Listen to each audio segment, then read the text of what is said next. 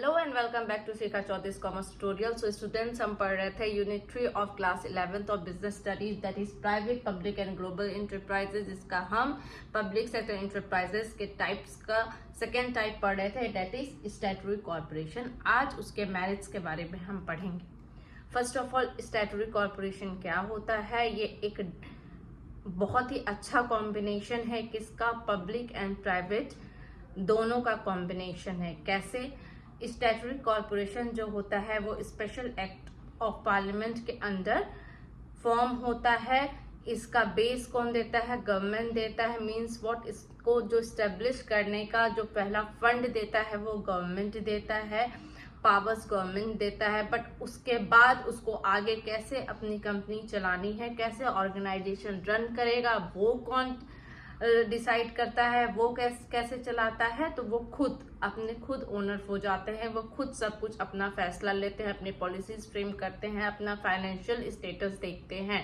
उसके बाद गवर्नमेंट उनकी फाइनेंस में कोई हेल्प नहीं करता है। फॉर एग्जाम्पल, अगर हम लोग नॉर्मल कोई एग्जाम्पल देते हैं तो सपोज कीजिए कि मुझे कोई कॉर्पोरेशन ऑर्गेनाइजेशन एक स्टार्ट करनी है। मेरे पेरेंट्स ने कैपिटल इन्वेस्ट किया कि लो भाई मैं तुमको दे रहा हूँ, लेकिन उसके बाद उनकी कोई जिम्मेदारी नहीं है। उसके बाद मुझे कैसे कॉर्पोरेशन अपना ऑर्गेनाइजेशन चलाना है वो मैं देखूंगा। मुझे अपना उसको चलाने के लिए फंड कहाँ से लाने हैं, क्या उसमें इन्वेस्ट करना है, कैसे आगे निकालना है, सब सारे रूल रेगुलेशन, सारे पॉलिसीज जो भी फॉर्म करने हैं वो कौन करेगी? मैं खुद करूंगी। एग्जैक्टली ऐसे ही स्टैट्यूटरी कॉर्पोरेशन में क्या होता है? बनाता तो गवर्नमेंट है, ठीक है, बोला जाएगा कि सरकार ने बनाया है, पहली फंडिंग सरकार करेगी, लेकिन उसके बाद आगे कॉर्पोरेशन कैसे चलेगा वो कौन डिसाइड करेगा, वो कैसे चलेगा, फंड कैसे आएगा, वो सब करेगा कौन? खुद ऑर्गेनाइजेशन। ओके, चलिए इसके मेरिट्स पे आते हैं। First of all, high degree of operational flexibility. Means what? Flexibility operation में बहुत ज्यादा होती है। क्यों होती है? क्योंकि सारे डिसीजंस खुद लेता है गवर्नमेंट का, कोई इंटरफेरेंस नहीं होने के कारण जो कोई भी डिसीजन लेना होता है, किसी भी फील्ड के रिगार्डिंग लेना होता है, वो कैसे हो जाता है? ऐसे होता है कि क्योंकि हमें उस ऑर्गेनाइजेशन को किसी की परमिशन की जरूरत नहीं होती है। Second, independent in financial matter. Means कोई भी इनकम हो, रिसिप्ट आए चाहे घाटे में जाए, कुछ भी हो, कोई भी फाइनेंशियल मैटर हो, गवर्नमेंट इंटरफेयर नहीं कर रहा है। वो खुद का है, हमें फायदा हो रहा है कि नुकसान होगा, कैसे क्या होगा वो हमें खुद देखना है। हमें अपना फाइनेंशियल स्टेटमेंट कैसे बनाना है, हमारा बजट कैसे बनेगा। सिंस गवर्नमेंट के बजट में स्टैट्यूटरी कॉर्पोरेशन नहीं आता है, बजट एलोकेट नहीं होता है।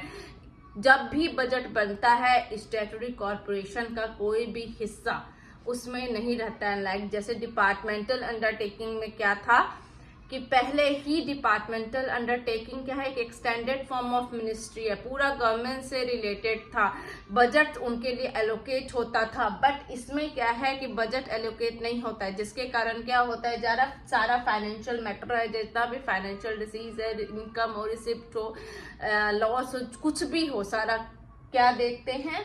सब कुछ कॉर्पोरेशन, स्टैट्यूटरी कॉर्पोरेशन ऑर्गेनाइजेशन खुद देखती है।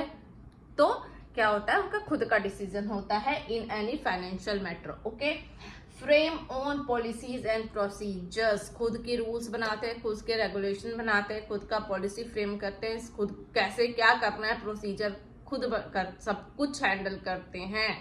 ठीक है, ये फ्री है, सब कुछ के लिए खुद ही रिस्पॉन्सिबल है। ओके, फिर instrument for economic development. Since सरकार का तो ठप्पा लगा है ना, गवर्नमेंट ने बनाया है तो कहलाएगा तो सरकारी ही, पार्ट ऑफ गवर्नमेंट ही। भले वो आगे क्या है वो खुद अपना सब कुछ देखता है, लेकिन उसको सेटअप किसने किया है? मेरा बिजनेस तो मेरे माँ बाप ने करवा दिया है, सेटअप करवा दिया है मेरे पेरेंट्स ने। तो लगेगा तो क्या हाँ उनकी बेटी है, उन फलाना का ही वो है। बट यहाँ भी सेम होता है कि गवर्नमेंट ने स्टेबलाइज कराया है तो कहलाएगा तो गवर्नमेंट ही कराएगा। तो इकोनॉमिक डेवलपमेंट में भी इसका बहुत पार्ट होता है, एम्प्लॉयमेंट देता है। For example RBI is a part of statutory corporation, क्योंकि उसे गवर्नमेंट ने फॉर्म किया है। सरकारी बोलते हैं RBI कॉर्पोरेशन को हम लोग, बट वो अपनी पॉलिसी प्रोसीजर सब वो खुद बनाता है।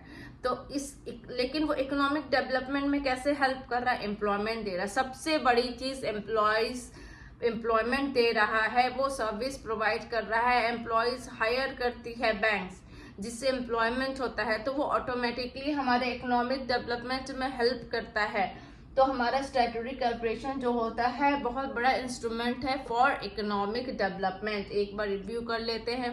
सबसे पहला पॉइंट ऑपरेशनल में फ्लेक्सिबिलिटी रहती है, क्योंकि कोई डिपेंडेंसी नहीं रहती है किसी से परमिशन लेने की कि हमें हमारा कॉर्पोरेशन कैसे चलाना है।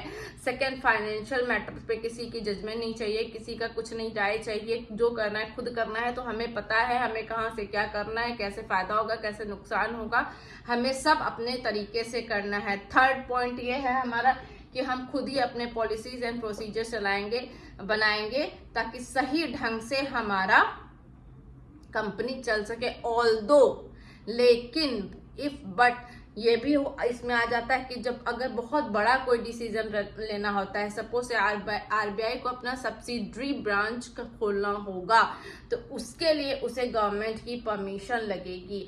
ऐसे बड़े बड़े डिसीजन में गवर्नमेंट से परमिशन लेना पड़ेगा, बट ऐसे उनको अपना पॉलिसी और प्रोसीजर खुद ही फ्रेम करते हैं।